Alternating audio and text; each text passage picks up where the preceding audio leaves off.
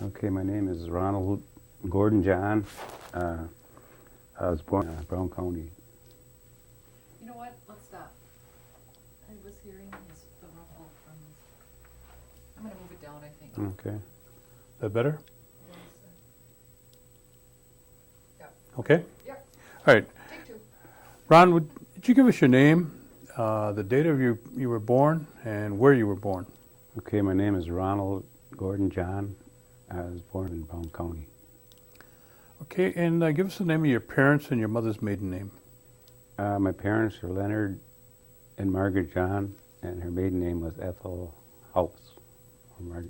House was her maiden name. Her middle name is Ethel, Margaret Ethel. Margaret, Yeah. okay. And tell me the names of your brothers and sisters. Well, I had one brother that I never knew. He passed away when I was real small. And I got a sister named Judy Scanner now.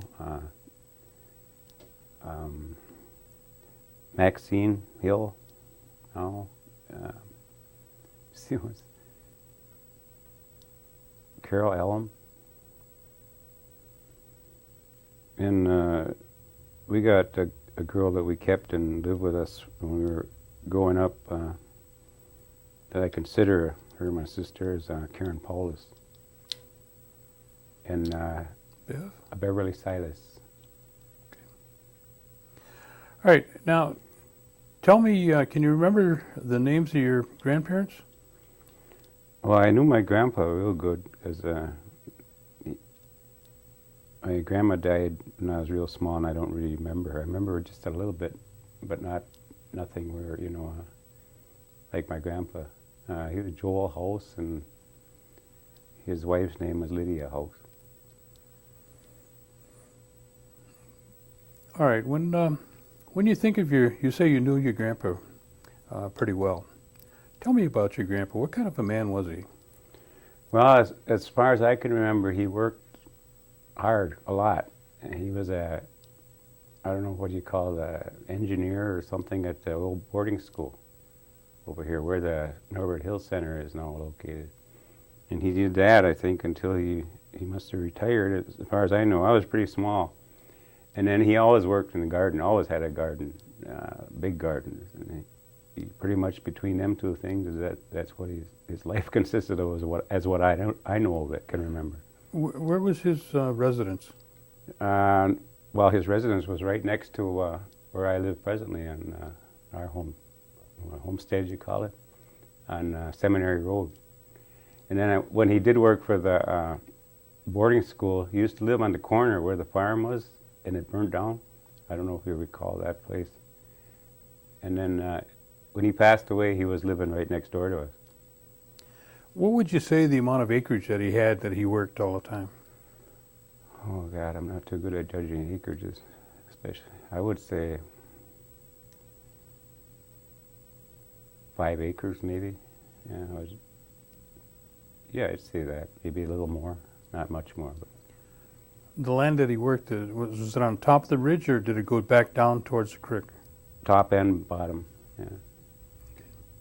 And did you, you said you spent a lot of time with him. Now, was he describe him physically, was he Well, he was tall, and he wasn't really well built as far as, let me see. I guess he's tall and slim. Just, he wasn't real heavy. did he have any hobbies that you can remember?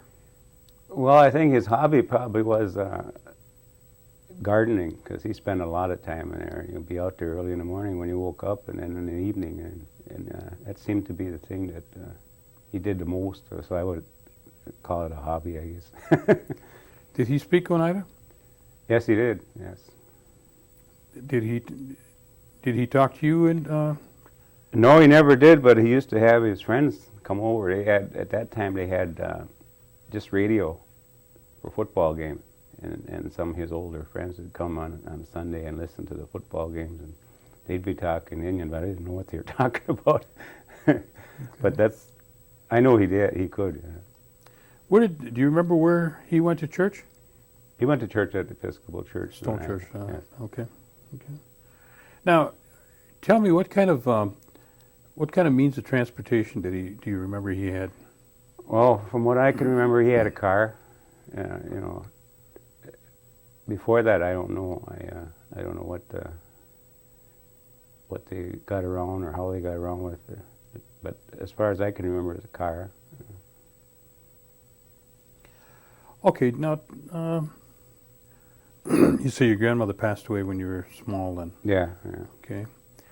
Now let's talk about your parents. Why don't you describe your dad to me? Well, that's another thing. It's pretty hard for me to describe because I don't remember him at all. Very, you know, at the age that I was, I couldn't go back and recall. Okay. But my mother, she passed away, I believe it was 1989, and she always worked all her life.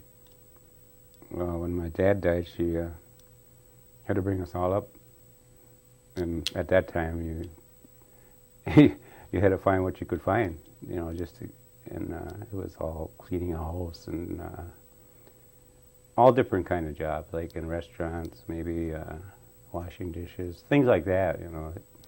There just wasn't anything there. And, Did your mother ever tell you what kind of education she had? no, she didn't. Or your grandfather? Do you No. remember him talking about No. it? No. But I remember him hearing him talk a lot about Indian schools that when they were sent away, they were to different Indian schools all over the place. I couldn't tell you where, but I remember hearing him talk about that and how they hated to go, how they were treated and stuff like that. But as far as an education of how many years they attended school, or I have never knew. Now, where were you residing when your dad passed away? Right where I live right now today on Seminary Road. Seminary Yeah. Road, That was our home there, and we've always lived there all our life. Again, was that about 5 acres of land there? Or? On that particular place, it's I believe it's a little under 2 acres now. At that particular time, I don't know. I think at one time they owned all the way down to the creek, to the back, and that was a lot. But when my mother passed away, in the end, it was just what we have now. It's about 2 acres. Okay. Did your mother speak Oneida? Yes, yes. Okay. Now, did your mother, did she talk about, did she go to Stone Church too? Yeah. Mm-hmm. And when there was any kind of a problem at home in terms of somebody being sick, maybe during when your grandfather was alive or when your mother was alive, how did they handle that situation? Do you remember? Well, as far as I can remember, the doctors used to come to the house, make visits. If you called them, and they'd come right out to the house. You didn't have to go into the clinic like they do nowadays, But they had a doctor that come right to the house, or else you could go into the clinic. And a lot of the people couldn't afford doctors or anything, so they did the best they could with, like, for instance, when we used to get sick, have earaches and stuff like that, they'd kind of make up their own thing. I don't know what it consisted of. Apparently they must have got their idea someplace and then used that kind of thing. Toothaches, earaches, bad colds. I remember when we used to get bad colds, we used to get all rubbed down with Vicks and then put a hot steaming thing or something on you, and that's how they treated us, to get rid of a cold. But I don't recall going to the clinic a whole lot like we do nowadays. Everybody gets a little sneeze and they're running there now. And at that time, you just kind of live with it. And that probably because of lack of money. And, do you remember your parents or your grandparents gathering any kind of medicines? No, I don't. But one particular time, I had a real bad.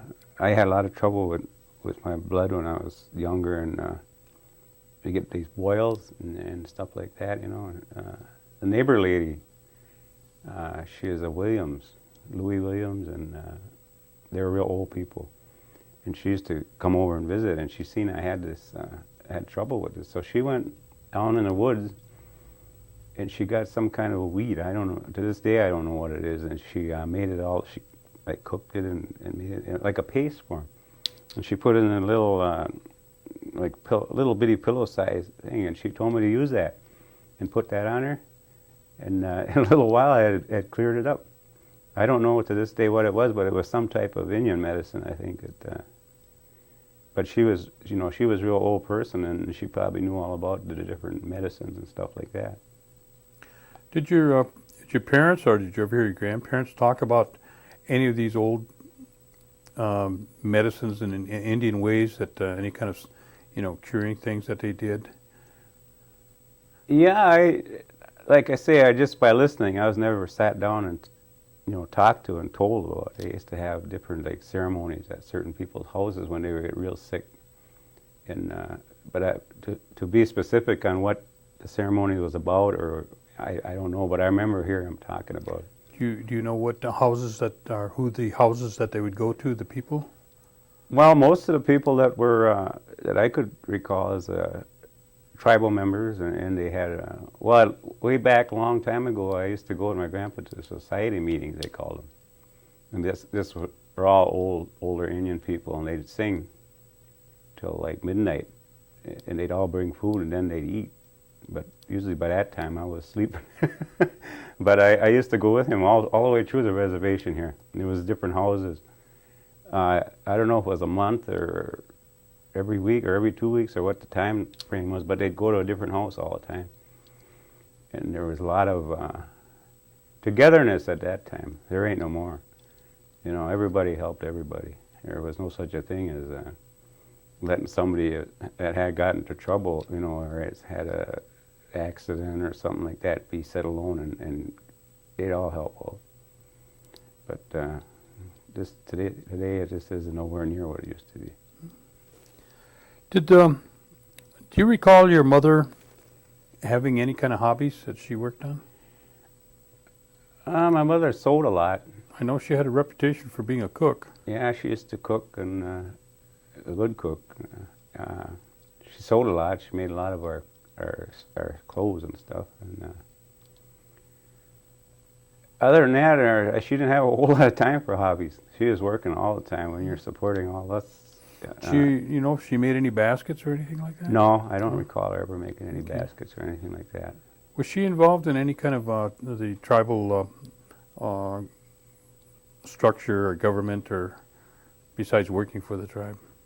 No, well, she didn't work for the tribe till her later years. You know, other than that, she worked out at Larson's and places like that. You know, and in the end, she became a cook for the Head Start program in Green Bay, and then later she was out here at the old Chicago Corners building, and that's where she quit. She retired. But as far as hobbies, I don't think so. She belonged to the VFW and Oneida here, the Oneida Women's Auxiliary? Yeah, for a long time. But other than hobbies, I don't think she really what you call a hobby, where you know. What about at home when, you know, the earliest that you can remember? Did you have running water and electricity? No, we used to haul our water from an old spring behind the house, and in fact the spring is still there yet. And then when people started to get like pumps, you know, and this Williams that I was telling you about, this old couple who used to live a few houses from us, they got a pump, so we started hauling it from there. And I don't recall, but I think I was a junior in high school before we got electricity, I think. And it was quite some time later that we got the running water, and you know, in the house and that. But eventually we had a pump. I think my grandfather put a sand point in. That was the first one that we had, what we could call our own. But it was quite some time that we had any electricity or, you know, some modern stuff. Even like fuel oil stove and that we didn't have for a long time. We used to burn wood and coal. Yeah, and it wasn't wasn't easy. You wake up in the morning, your fire went out, and all your water, everything is frozen, and you had to go to school. And but all that stuff that happened, you know, it was really inconvenient. But today, the way they live nowadays and the programs we have, this is a luxury for me. I'm glad that happened that way, because I feel like I can get by anyway now, coming out of that, you know. But that's just the way it was them days. I think I wasn't the only one that could tell you this story. There's probably a lot of people. What about transportation? What was transportation like when you can remember? Transportation was, well, if you wanted to go to Green Bay, they had a bus that run, I think, two times a day. I forget if it was 2 times a day or once a day. And, well, if you had your own car, it's pretty obvious you could get around. To the schools, they had a school bus that come through. After I started in Seymour, I started in Oneida, and then I ended up at Seymour. And they provided us with pickup with the bus. But if you went out for sports, you had to find your own way home. So there was times at night I'd be standing out there 11 o'clock at night, still trying to get home, hitchhiking home. You know. You did that for 4 years in school, regardless what the weather was. You know, if it was cold or snowing, and they always used to tell you that when you start complaining about that, you don't have the desire to play. I don't know about that, but that's the way we got around. And if one person had a car, it seemed like everybody would just jump in the car, you know. And When you went shopping, tell me, did you ever go with your mother, and where would she go to shop? well, most of the time, if we did have any money to go shopping for anything extra, it'd be Green Bay. And at that time, most of the stores were on the east side, like Ward's, Penny's, you know, them stores. But money was pretty scarce, and you didn't do a whole lot of shopping. Groceries, you know, now and then, most of the grocery shopping was done at Schrader's at that time. But as far as going to Green Bay and shopping in a grocery store, very, very seldom. Did you remember if your mother had a bill at Schrader's or Spike's? Well, I know a lot of them they used to carry them on credit. That's the way. She got a pension check once a month, and in between there, everything was put on a bill, and then at the end of the month, or the beginning of the month, is when it paid a bill up again. There's a lot of them that did it that way. Yeah, almost everybody around here at one time. Okay, what were your responsibilities that you can remember at home? Hauling water, Yeah, gathering wood. hauling water, cutting the grass. Well, I used to have to help in the gardens. We had quite a big garden of all different things. That's because that's pretty much what you survived on, and what you got out of your garden, and you know, that try to make it last all winter. Filling up the fuel oil tank, stove, hauling in coal, stuff like that. You know, it's pretty much the same thing all the time. You know, just get done, and the next day you do the same thing. But it was nothing real strenuous. But at that time, when you want to go out and play ball or something, you know, you want to make sure that you get it done quick. But sometimes you forget, and then you get punished. You wouldn't be able to go play ball. Tell me what a Sunday would be like. What would be a normal Sunday at your home? Oh, Sunday. Well, we didn't go to church a whole lot. I did it when I was real small, when I was in the mission school, and I went to church almost every chance I got, and I was an altar boy. But as I got older, it kind of seemed like I got away from church. My sisters used to go to church, and I'm not sure if they were in the choir or not, because at one time they had a choir down at. But I say we attended church pretty regularly. And the Sundays, well, like I say, my grandpa used to have different people come over and listen to football games. That was, if he had a radio, that was the thing they did. As far as ourselves, we just the normal Sunday. I don't think there was nothing going on at that time that other than baseball games on and on either or something. But What about a Christmas? Tell me what a Christmas would be like. a Christmas a long time ago was really, I guess you could just say it was more or less Christmas to celebrate Christmas. As far as gifts go, there wasn't much. Maybe you'd get one gift, or maybe you'd get one gift where you had to share. You know, there's just no money there. You know, but Christmas always seemed to be a special day for me, whether you get anything or not. You know. And even today, it's like that because I can afford stuff on it. It doesn't bother me if I don't get it. I just like to have a tree and trim my house, stuff like that. But no, at that time there was nothing. Do you know what a Huyan is? Well, Hoyan, that's New Year's, isn't it? Tell me what a Huyan would be like. Explain it to me. Oh, you mean when we celebrated the day? Mm-hmm. Oh, we used to gather up everybody in the neighborhood and go from house to house, as far as we could go. And at that time, everybody gave you donuts. But that's kind of gone now. You don't see too many people doing that anymore. But at that time, almost everybody did it. And you'd go as far as you could walk, you know, until you got tired. But that's what I remember of Huyan. Do you still practice it? No, I don't know. But well, your family does. I know that, Gordy. I think you might be the only ones, because at New Year's Day, then maybe 3 people come to the house or something like that. There isn't a whole lot. So you don't make donuts in the early morning, huh? Yeah. What about some things at church now? I've heard people make reference to holy water. Have you ever heard anything about that?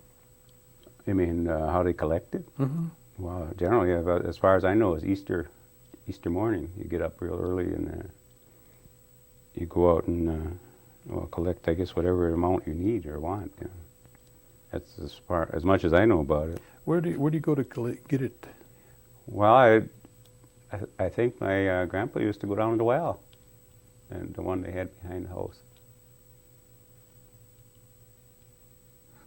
What about 4th of July? What does 4th of July bring out when you think about that?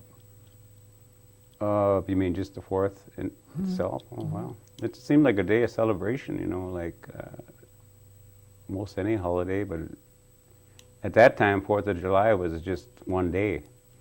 And if you had flag, you'd hang it out, and if anybody could afford fireworks, everybody would go to that particular place and watch it. But there wasn't very many people that could afford that nowadays, like they do nowadays.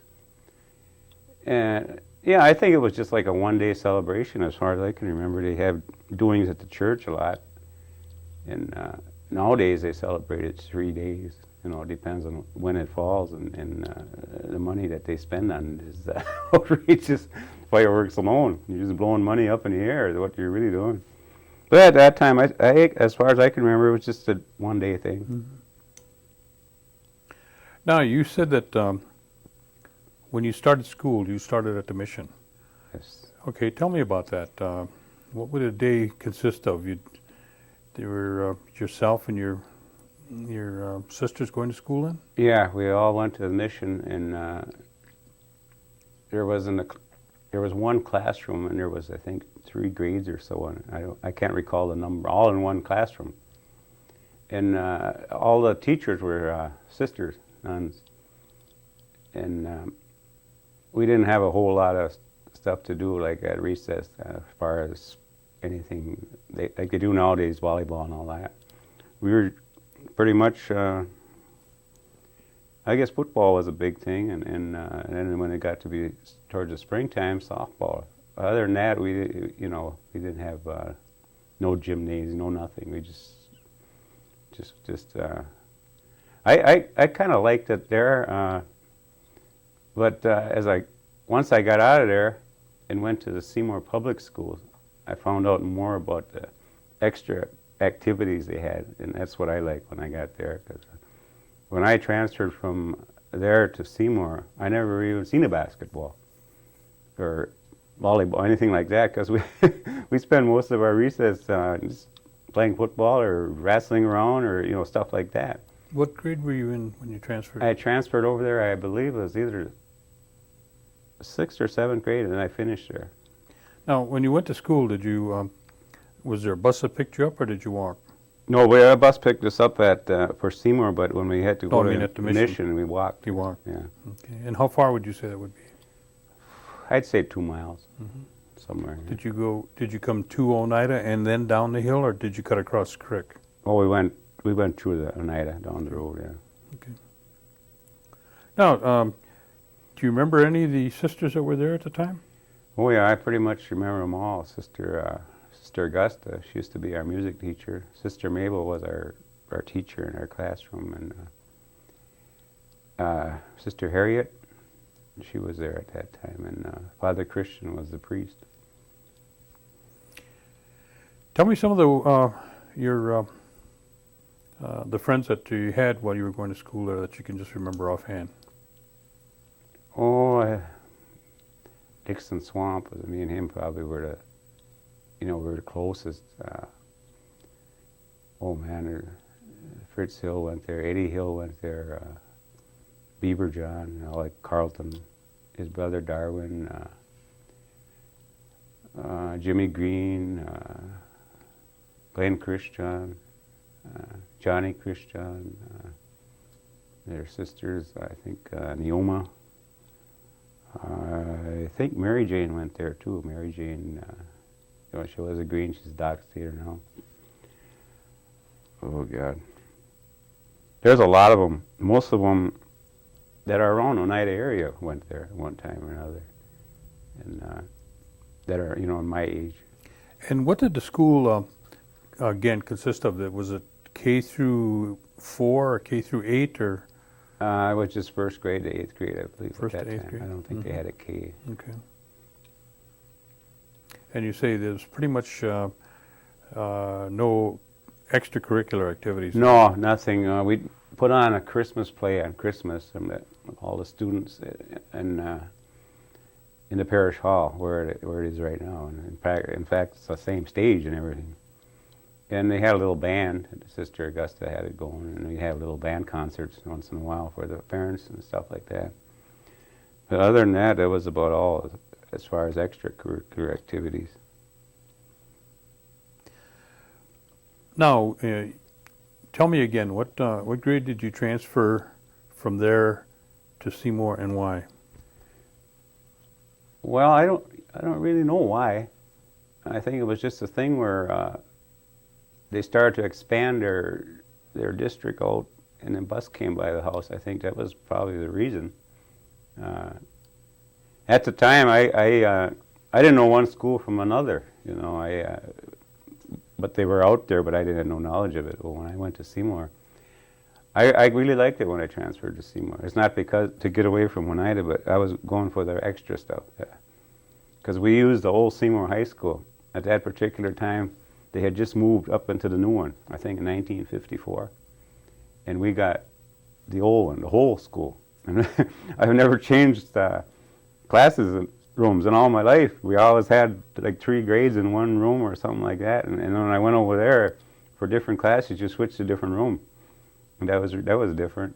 And then basketball, they had basketball. And I first got over there. I remember first going there, and one of the teachers kind of took interest because I was tall. I was always tall and skinny, so he asked me if I'd play on their basketball team. I didn't know what basketball was, so I knew now he'd keep me in school inside the gym, and we'd just shoot and do all kinds of things. And pretty soon I was on the basketball team there. And Okay. Now, Ron, you said that you transferred over to Seymour, and one of the big things that you enjoyed was the athletic activities that they had there. Tell me about this. What was the name of the coach that kind of took you under his wing? well, his name was Mr. Dufour. He was an 8th grade teacher and a coach. Well, there was another guy too that was in the lower grades. He taught the lower grades, Mr. Wolford. I think between them two guys, it kind of got me going. And, showed me the things that I had to know to start to play the game, because I never knew what basketball was until I transferred over there. And they had regular team uniforms, gym, whole works, and practices. So that was all new, and I had to learn how to adjust to all that stuff, because you had a lot of things you had to do other than just play. You know, you had to work in the class, you had to, you know, discipline, all kinds of things you had to do, and it was a big change. But I didn't mind that change because I liked to do it. At the time that you transferred, did your sisters also transfer? Yes, they did. Okay. Yeah. And, okay, you started in there, and were there any other Oneidas in your class at the time? Yeah, there was quite a few Oneidas that transferred over. I can remember my best friend at that time, Jerry Karowski, who lived just down the road from me. My sisters. Let me see. There was quite a few kids that, I can't remember the names right now, but there was quite a few Indian kids that when they started coming out to this area that transferred over there. Okay. The brokers, all the broker family, them girls and their brothers, they were, I can't remember any more. Now, at the time, you were, what, in about the 8th grade? Yeah, I was in 7th when I think. Seventh I'm grade? pretty sure when I moved. Okay, at school. that time, there were ball teams that were going on out here. Yeah. Now, I know you said you didn't remember a whole lot earlier about your dad, but I had heard stories about your dad being a ball player. Did you hear anything about? Oh yeah, I heard a lot of stories about him from Hilton Charles. He tells me quite a bit. And he was quite a ball player himself, I understand. Bill Danforth, he wasn't as young as, I mean, as old as like Hilton and that, but he remembered him, and different people around that. Because when I started to play ball, I was a pitcher. That's what I first started to play, and everybody kind of come up to me and say, "I hope you're going to be like your dad," or stuff like that. But I really didn't know what they were talking about because I don't remember him. But yeah, you hear well, if you play ball a lot, you're going to hear a lot of stories, you know, about the old times and stuff like that. And that's all I got to hear was stories. I never got to see. Now, again, at that time, were there ball teams in Oneida? Oh yeah, there was a ball team down by the Episcopal Church now, Oneida Mission they called it, and a little later on they got a ball team up at Vans Valley, and then a little later on they got one at the CC camp. There was three ball teams in Oneida at one time, and they were all pretty good. There's a lot of talent in Oneida here, and most of them, well, Garsaw's had a team, but it was mixed. I'd say it was mostly white on their team, but there was a few Indians on there. But the other teams are pretty much all Indian teams. Now, you started in on basketball when you went to Seymour. Right. Okay. Did you branch out into the other sports then? Yeah, I went to. Well, we played softball. We had a softball team too, but we played different schools and that. And then as I got into high school, I played almost everything: track, cross country, a little football, baseball, and basketball, everything. And the thing that really, I guess I didn't care for is when they changed the name from Seymour Indians to Thunder. I didn't think that was. I know there's a lot of people that don't like that, their nickname being used on school teams and stuff like that, but I didn't think it was anything that degraded us or anything like that, because at one time, I remember at Seymour, I think 8 out of the 9 players on the baseball team were Oneida Indians, and it could have very well have been 9 out of 9. We had that many on the team. I was kind of proud of that fact, and then I used to go to the parades, and at homecoming, we'd have a parade downtown. You dressed up with whatever you wanted to dress up like. And I used to dress up like an Indian with the headdress and everything. And every year I won. So I didn't care for that. I didn't think it was disrespectful or anything like that. And I wish they'd have kept it Seymour Indians. But people have their own feelings, and they can do what they want to do. But I'll stick with that side of it for as far as I'm concerned. Well, then you played on the teams in Seymour during your high school years. Yeah, all 4 years. Yeah. Now, at the same time, did you also participate in any activities in Oneida in the sports? Yeah, I played with Oneida in basketball.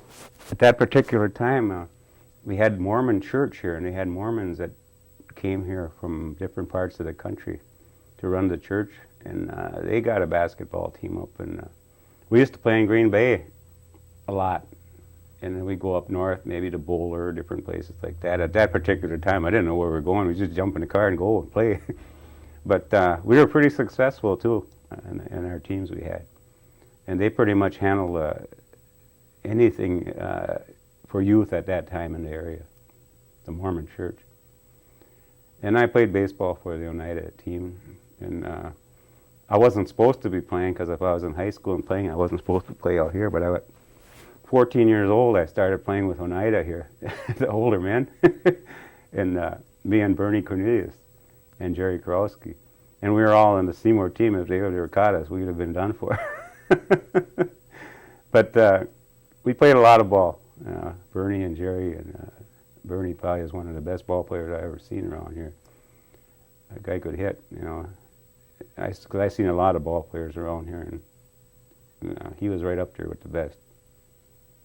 But that's pretty much all you had to do them days, Let's go hang out someplace, We weren't allowed to do that too much at home. Go out like to Oneida, dance at Skylar's or something like that. You could go, but if you got caught, I didn't have a father, but I was just as scared going home with my mother if there was a father there. What kind of facilities did they have for you, for the players to practice in, or if at all? Well, basketball didn't have any. We used to go up by the old Highview School on Florist Drive, and we had a friend that lived across the road, Kenny Ellum. He's passed away just not too long ago. We used to call him up, and he'd shovel the basketball court off, and so we could play. We did that all the time. We very seldom got inside to practice. And the thing I really like about that is as I think back, we got, I don't know, maybe I'm wrong, 4 or 5 gyms in Oneida right now, and they can't. I don't know. They can't get anybody to go in them, or I don't know what the problem is, and they don't let them, or what the deal is. But at that time, we did all our practicing and everything outside, and we went down to Green Bay. I was a little older, and there was some other Indian kids that come up out of high school. I was like 5 years older than them. We went down to Green Bay. We won the city championship 3 years in a row, and to me, for doing that and the facilities we had, I thought that was really something for being, and they were all Oneida guys on the team. Plus, we went to tournaments all over the place, and we won almost every tournament around here. Kimberly, Kakana, wherever we went, we won. Until they made up a rule. All of a sudden, they come along. We were in a tournament one year, and the guy walks up to us. We were in it. We had our fee in it. We were about to play, and he says we couldn't play. We weren't sanctioned. But all them other years we played, they never brought that up, and so we couldn't play. We left, and there was a whole bunch of people. The people used to really follow us, and they weren't even Oneida people. It's like them tournaments, and they all left because they wouldn't let us play. So they left too. But we had quite a ball team, and we were pretty well known all through the Fox Valley, Kimberly out that way. In fact, we had the record for home runs. And it was only broken like 5 years ago or something by a team from Shawano, I think. But we had quite a ball team, and the best part of it was we were all from here, and that was pretty much a basketball team too. How did they keep the teams going at that time? There wasn't any kind of tribal budget to. No, there was just a few people that was really interested that would go out and try and raise money on raffles and stuff like that. Sonny King. Bill Danforth, Edwin King, Leslie King, guys like that. Nora and John, when I first started in Clifford Dock Theater, when I was like 14 when I wasn't supposed to play. They were the guys that kept everything going. Caps and stuff like that, you know. Yeah, raffles and stuff like that, wherever they could earn a little money. And I imagine a lot of it came out of their own pocket. Because I know later on, as when I quit playing and I start doing things with Little League and stuff like that, a lot of it come out of my pocket, which I don't care. I wouldn't get into it if I was worried about the money part. But and now they got all the money in the world, and I just don't. I don't understand. They can't get people to play, you know, and be dedicated. Maybe they got too much money. I don't know. But you know, you can't really compare us at that time to these kids now, because everything has changed so much. Cars, jobs, everything. It's, you know, who's going to play ball when you got a car and a couple $100 in your pocket? You know, at that time, that's all we had to do.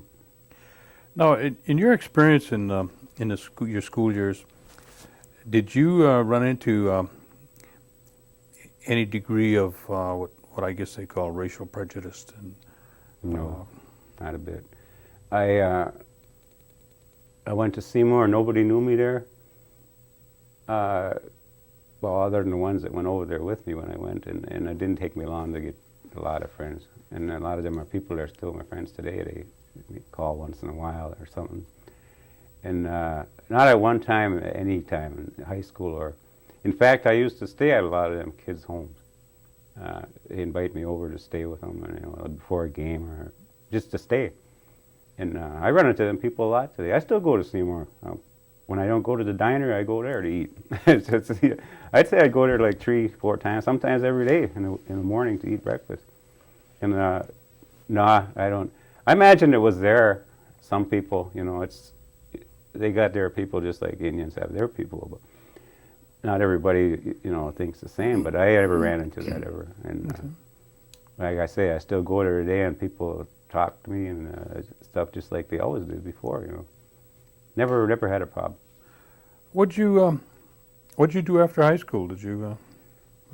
Well, I had your application, your occupation. I had a few little jobs off and on until I got into the paper. I worked over in De Pere for a while at a.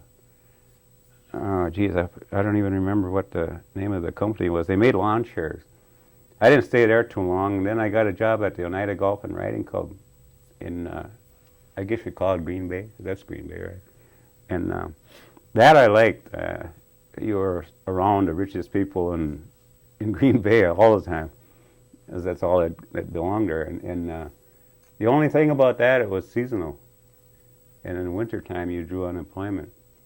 They had offered me a job to go at a lodge and kind of just be a caretaker for the winter months, but you had to stay there and just, you know, open it as people came, and they had parties and stuff like that there. But I didn't take it. And then in the meantime, how I got my job was through playing ball. I was playing ball with Garsaw's team. That's the team I told you was mostly white people and a few Indians. Anyway, this guy that was playing on there, he used to catch, I used to pitch. And so we got to talking one day, and he said, "I'll get you a job." And I thought it was just talk, you know. And all of a sudden, he had a interview set up with me. Went to the interview, and they hired me. I've been there ever since. I've been there 35 years. It'll be 36 years this year.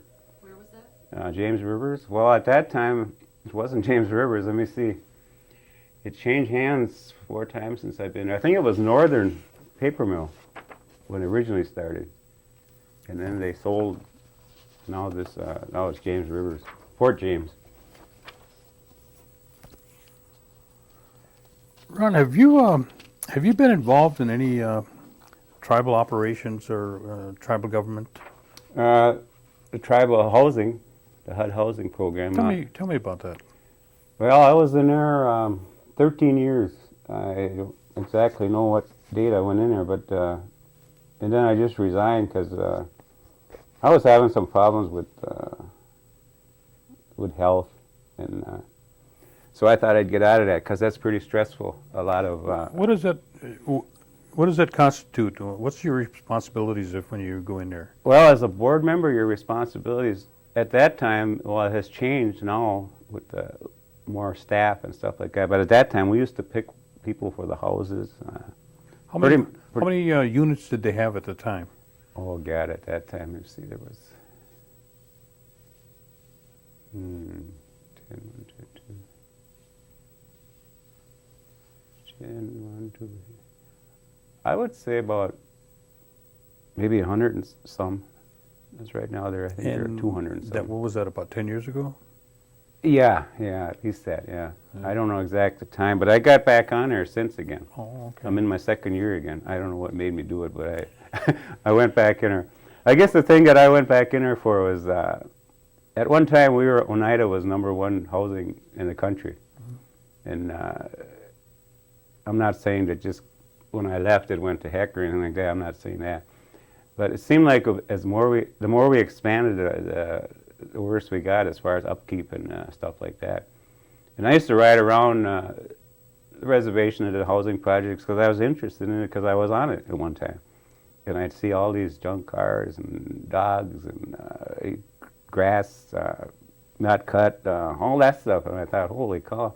I'm not saying they didn't have that when we were there. They had a few, but it got to be to a point where it was really getting out of whack. So I thought, oh, heck, I'm going to try and go back on there once. Maybe I could do something to help that problem out. And so I went back on there, and I've been on. This is my second year now, and I got a 4-year term coming. But that's one of the reasons I went back on there. And then I heard there was a lot of different things going on, people helping family and this and that. And I don't see nothing wrong with people helping family, but when you got regulations and restrictions and stuff like that, I think that's what they should go by, not who your sister is, your aunt, or whatever like that. So that's one of the reasons I went back on her. I kind of enjoy that, doing that stuff. I feel I know a little about it because I was 13 years in there before, and I was chairman of it. I'm no expert on it, but I think I know as much as anybody around here does. Well, not no more than the director, but that's their position. You know, they should know. About how many units are there now then, compared to when you first started? 200. I believe there's 289 right now. They're mixed. They're mixed of rental and home ownership. Explain those to me. Well, the home ownership is. I was in that particular program. I think one of the first programs as far as home ownership. They call it mutual help. And at that time, they use they call it sweat equity to build up your hours, because you had to have so many hours worked in order to, like a down payment. That would have been your down payment. And you pretty much build your own house. Everybody helped everybody. You know, if there was somebody that knew electrical, they'd do that, or roofing, and that went on pretty slow, that particular program. But they finally got it done. And that's right behind the ball diamond right now. It used to be just wide open field there. It's called Site 1, right? Yeah, it's Site 1, yeah. And then the rental is just rental. You just, what you try to do is even everything out so you got, see, that's how you operate on your rents and that. So that you don't have too many homeowners where when they're done, they leave the program and you got nothing coming in. So you want to keep it even so that you got money coming back in. And I guess one thing I don't particularly care about it, but at that particular time, all we had was little pieces of land here and there. I don't like the cluttered housing. You know, everything tight. Get out and maybe get 2-acre lots, acre and a half, something like that, where you can, you know, you're not right next to your neighbor. Scattered sites. Right, yeah. But now as the land is getting more available, it might be possible to do that. We're buying land, I don't know what we're buying it for, but we're buying it, and you would think that they could be able to do that more now than they did before. But it's interesting stuff that, you know, it goes on. At one time, HUD operated, you had to ask HUD, but now they got a new program where the tribes pretty much run their own. The funding goes to the tribe, and the tribe designates either themselves or else they call it a TDHE to operate it for them. And Oneida chose to go with the TDHE, keep the housing authority and let them operate it. But they had a choice. They could do it or else delegate it out. So they did that, and it pretty much kept everything going the same way except for the funding. You get a one-time funding, and you've got to make it last. If you don't, there ain't no more there. What have you been involved in any other functions within the tribal structure? I was involved with, at one time, I forget what they call it, a committee at the Civic Center to, I don't know, more or less give suggestions on how to make recreation programs, stuff like that. And, but I didn't stay too long on there because, I don't know, nobody seemed to be doing anything. Because I was always into recreation and basketball and that ever since I left school.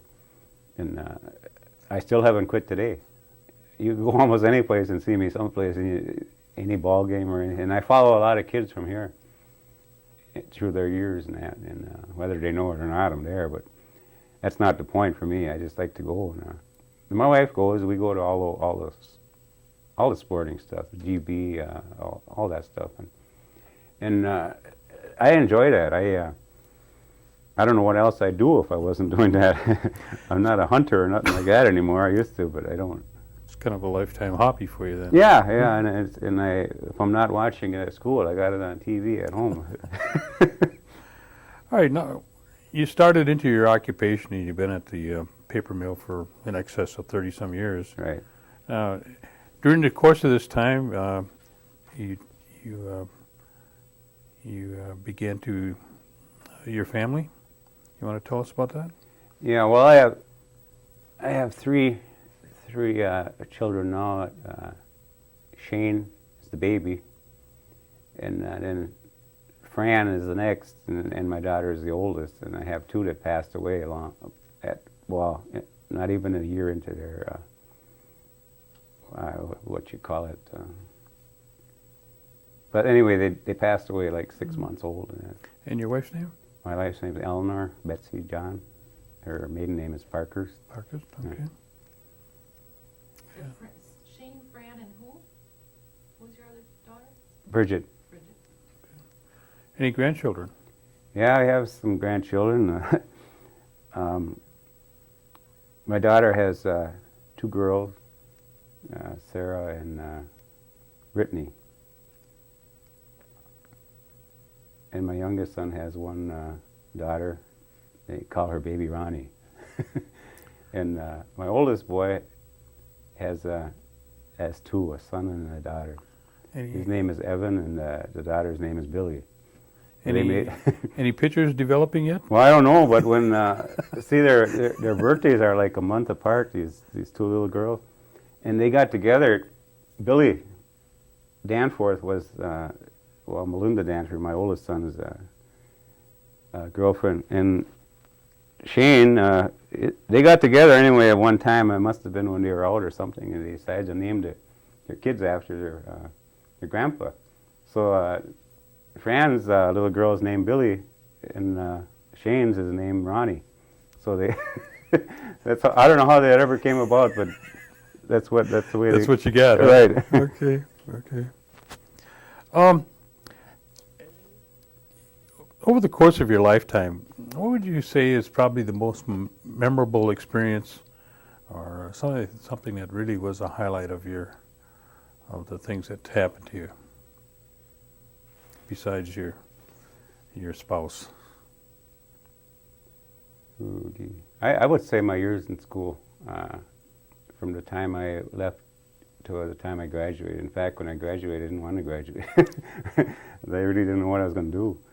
But like I say, I still go through the books at home and stuff and read about things. That, a lot of people wrote stuff in your book and stuff like that, and then look at the pictures. And I think that was the best time of my life. The years I had in high school, I had nothing but everything was real good.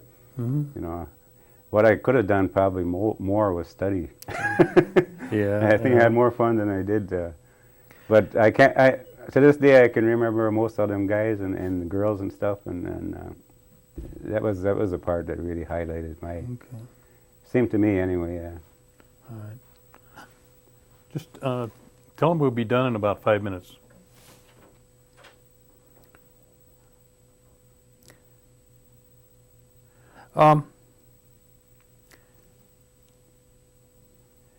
As a member of the United Nations, what does that mean to you? Well, it's kind of a hard question for me to answer what it means to me. As I never really got involved with the United Nations business and stuff like that. I attended meetings now and then, but I never really got into the business part of it like they have now. They got so much. But at a particular time that I was going up, and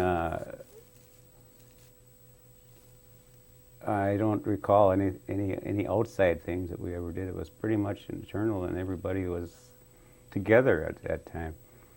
I'm proud to be Oneida. I really am, and I like to see more people go out into in professional things, whether it be baseball, doctors, anything like that. Because I don't recall too many Oneidas ever getting to that point. There's been a few, but you know, as a big number, I don't think there's been that many. It doesn't bother me when I go out and hear people talk about Indians and stuff like that. It bothers me, but I don't let it hang on to it. You know, I hear it and then I'll make my comments if I feel I have to, because that's just the way I am. But I'm proud to be Oneida, regardless of what goes on. I don't attend the tribal stuff, the politics. In fact, this last year and a half was the most I ever did.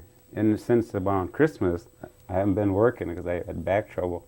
I've been going to a lot of meetings, and I don't particularly enjoy them.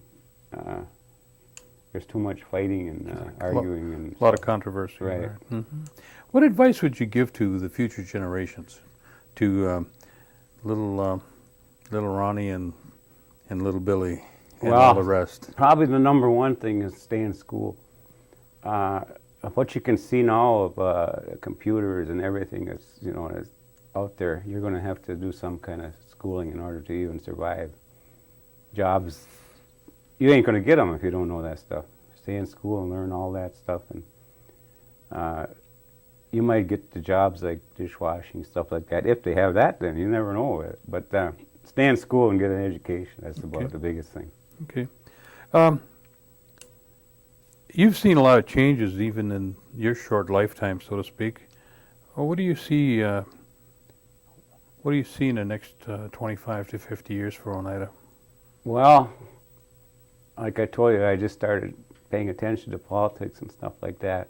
If they continue on the road they're going at this particular day and time that we're talking, there won't be no 25 years. You won't have to wait that long.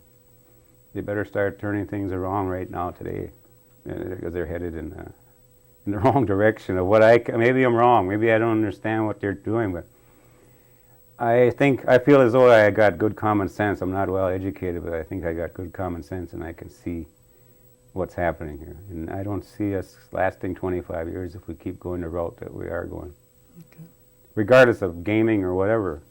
Gaming is a thing that to me, it was a given. It wasn't a thing where anybody went out and really, worked hard at it and built it up. It was given to every tribe that wanted it, and a lot of tribes chose not to. And I think one of the biggest things that ever happened in Oneida, coming from where I came from, was money. We never had this stuff here, this arguing and fighting for power and backstabbing and all this stuff. When we were poor, everybody appreciated everybody. Everybody helped out everybody. Not no more. Sooner shove you down in the dirt than help you. And I think that's hurting us. And trust and communication is the biggest thing. Okay. If you communicate with the people, they'll trust you. But if you hide stuff behind your back and do things like that, the trust is gone. And when you lose that, you lose quite a bit. That's how I always feel. Anybody I know. But we're not doing very well right now. That's the end of the tape. Okay. That's the end. Okay, good. Did a good job.